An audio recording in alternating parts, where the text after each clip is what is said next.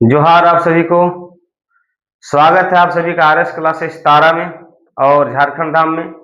आज हम विषय वस्तु जो लेकर आए हैं, क्लास आपका 11th का आर्यावर्त साम्राज्य या मंगोल साम्राज्य के बारे में हम चर्चा करेंगे, है ना। उस विषय वस्तु में हम चर्चा करने वाले हैं जो इसका एमसीक्यू एग्जाम को हिट करता है, अर्थात एग्जाम में जो पूछे जाते हैं। आज हम उस विषय को लेकर आए हैं। उम्मीद है सेशन अच्छा लगेगा और आप इसे अपना प्यार देते रहेंगे। तो शुरुआत करते हैं पहले प्रश्न से कि मंगोल साम्राज्य की स्थापना किसने की थी। तो यहाँ पे ऑप्शन क्या हो जाएगा, बी। मंगोल साम्राज्य की स्थापना चंगेज खान ने किया था। चंगेज खान ने 1206 ईस्वी में, है ना, 1206 ईस्वी में ओनोन नदी के तट पर आयोजित कुरुलताई कबीला, जिसे कुरुलताई अर्थात महासभा जिसको बोल रहा है, उसको बोला जाता है कबीला। तो कुरुलताई कबीला में स्वयं को मंगोलों का सर्वोच्च शासक घोषित किया और एक नए साम्राज्य की स्थापना कर दी जिसका नाम था आर्यावर्त साम्राज्य, है ना। अर्थात चंगेज खान ने लोगों के बीच में यह सिद्ध करने पर सफल रहा कि वह अल्लाह का अवतार है और वह यहाँ पर लोगों पर शासन करने के लिए आया है। वह उसके लिए भगवान के रूप में माना जाएगा। अगला सवाल है हमारा कि चंगेज खान का बचपन का नाम क्या था। तो चंगेज खान के बचपन का नाम तैमुजीन था, है ना। 1162 ईस्वी में इनका जन्म हुआ और उनका बचपन का नाम तैमुजीन था। बाद में उन्होंने चंगेज खान की उपाधि धारण की। चंगेज खान, समुद्री खान, महान खान, और यही इन सभी पदों को इनको दिया गया था। 1206 ईस्वी में चंगेज खान को किस उपाधि से सम्मानित किया गया था। तो विश्व का सर्वोच्च शासक, या हम बोल सकते हैं क्या कि सार्वभौम शासक से भी इनको सम्मानित किया गया था।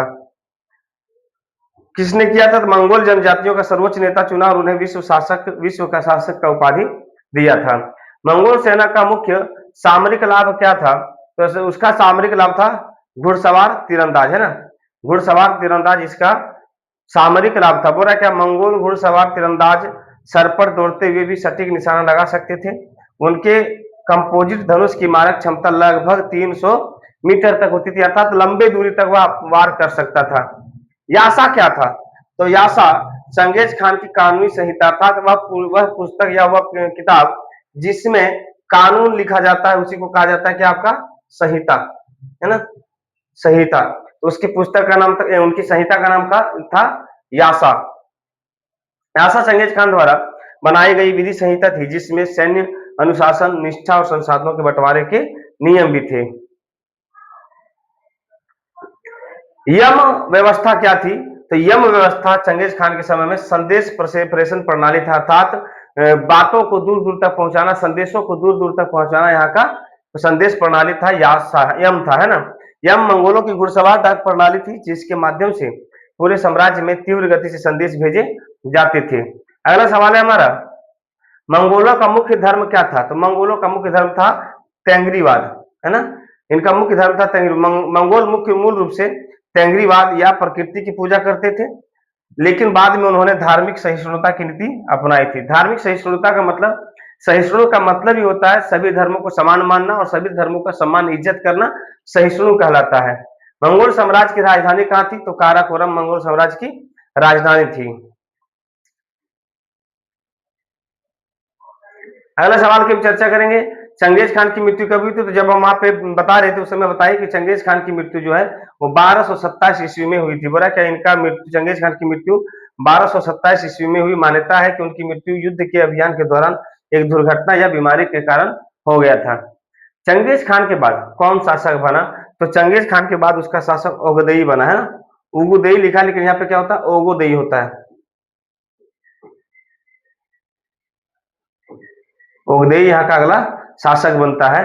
वो बोला क्या, चंगेज खान के निर्देशा के अनुसार उनके पुत्र ओगदेई को उत्तराधिकारी चुना गया। उन्होंने 1227 से 41 तक शासन किया था। ओगदेई ने 1227 से 41 तक शासन किया था मंगोल पर। मंगोल सेना की सबसे छोटी इकाई क्या थी। तो मंगोल सेना की सबसे छोटी इकाई अर्बन थी, जिसमें लगभग मात्र 10 सैनिक रहा करते थे, है ना। और तुमेन में लगभग 10,000 सैनिक रहा करते थे। जगुन में 100 सैनिक रहते थे। इसी प्रकार से सबसे छोटी इकाई जो थी वो अर्बन थी। अगला सवाल है हमारा कि किस मंगोल शासक ने चीन में युवान राजवंश की स्थापना की थी? तो कुबलाई खान ने चीन में युवान राजवंश की स्थापना की थी।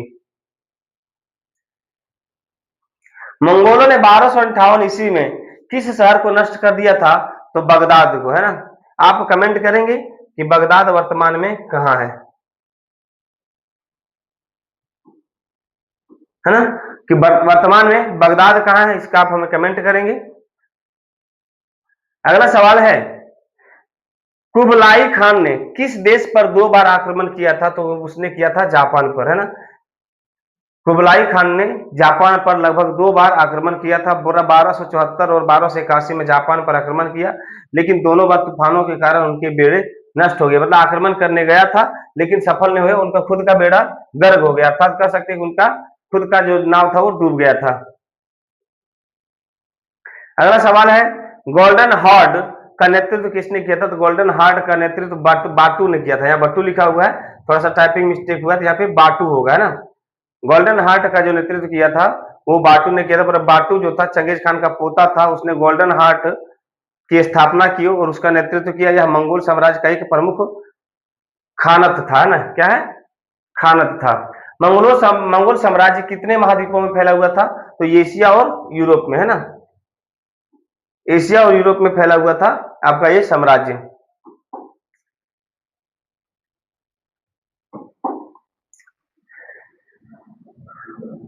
मंगोल समाज का आधार क्या था? तो पशुपालन, क्योंकि जब आप चैप्टर पढ़ेंगे तो आपको यहाँ से पता चलेगा कि इन लोगों का मुख्य व्यापार क्या था, कैसे ये लोग अपने जीवन यापन किए थे, किस प्रकार से चंगेज खान ने लोगों को इकट्ठा किया था, किस प्रकार से चंगेज खान ने अन्य कबीलों को अपने कबीलों में शामिल किया और लोगों पर शासन करने का अधिकार दिखाया। इसलिए यहाँ पे उन लोगों का जो सबसे पहला कार्य था वो पशुपालन था। कृषि लोगों के क्षेत्र में नहीं होता था, क्योंकि कृषि का काल जो था वो छोटा होता था, कृषि का काल छोटा होता था, है ना। अर्थात हम बोल सकते क्या कि ग्रीष्म काल का समय कम होता था, शीत ऋतु का समय ज्यादा होता था, जिसके चलते पाले के डर से यहाँ पे खेती नहीं होती थी, इसलिए लोग ज्यादा भरोसा करते थे पशुपालन पर। मंगोल किस प्रकार के घरों में रहते थे? तो वह रहते थे गैर में, है ना, गैर में रहते थे, तंबू में रहते थे। मंगोल की मुख्य सैन्य कला क्या थी? तो उनका था घुड़सवारी और तीरंदाजी। जो कि पहले भी एक सवाल में आपने देखा था कि घुड़सवारी। पायजा क्या था? तो मंगोल पासपोर्ट प्रणाली, अर्थात वहां पे आपको रहना है, कैसे रहना, नहीं रहना है। और पायजा मंगोल साम्राज्य में एक प्रकार का पासपोर्ट या पहचान पत्र था, जो धारक को साम्राज्य में सुरक्षित यात्रा करने की अनुमति देता था, कि अगर आपके पास पायजा है तो जाके आप मंगोल साम्राज्य में घूम सकते हैं आजादी के साथ। मंगोल की सर्वोच्च परिषद क्या कहलाती थी? तो मंगोल की सर्वोच्च परिषद जो कहलाती थी वो कुरलताई कहलाती थी। कुरलताई कबीला या कुरलताई कहलाता था। मरा कुरलताई मंगोल जनजातियों की महासभा थी, जहां नए खान का चुनाव और महत्वपूर्ण निर्णय लिए जाते थे। मार्को पोलो कौन थे? तो वह यूरोपीय यात्री थे, है ना। मार्को पोलो यूरोपीय यात्री थे। क्यों इस चैप्टर में जरूरी? क्योंकि वह कबलाई खान के दरबार की यात्रा के लिए वो आए थे। कौन? Marco Polo.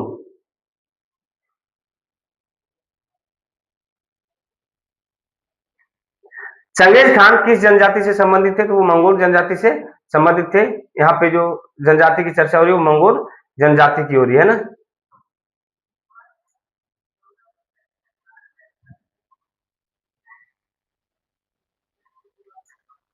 अगला सवाल है हमारा कि चंगेज खान किस जनजाति थे? तो मंगोल से थे। मंगोलों ने किस खलीफा को मारा था? तो अल मुस्तसिम, है ना। अल मुस्तमीस को। 1258 में बगदाद पर आक्रमण के दौरान मंगोलों ने अब्बासीद खलीफा अल मुस्तसिम को मार दिया, जिससे अब्बासीद साम्राज्य का अंत हुआ, अर्थात अब्बासी साम्राज्य का अंत हो गया था। मंगोलों का मुख्य व्यापार व्यापार का मार्ग क्या था? तो हम लोग जानते हैं कि रेशम मार्ग था, जहां पे हमारे बौद्ध धर्म का प्रचार हुआ, जहां कनिष्क ने चीनियों को रोक कर वहां से टैक्स लेना शुरू किया था, उसी को कहा जाता है रेशम मार्ग। तो यहाँ पे जो मंगोलों का भी मुख्य मार्ग रहा वो रेशम मार्ग ही रहा था। मंगोल मुद्रा क्या कहलाती थी? तो मंगोल मुद्रा चावो कहलाती थी, है ना। ये सवाल बहुत बार आपके लिए इंपॉर्टेंट हो जाता है, बहुत बार पूछा गया है। और अब मंगोल साम्राज्य में चावो नामक कागजी मुद्रा का उपयोग किया जाता था, जो चीन से प्रभावित थी, अर्थात चीन के द्वारा इसे मंगवाया जाता था। हुलागू खान चंगेज खान से किस संबंध में था? तो जो यह था वो पोता था, है ना। हुलागू खान चंगेज खान का पोता था।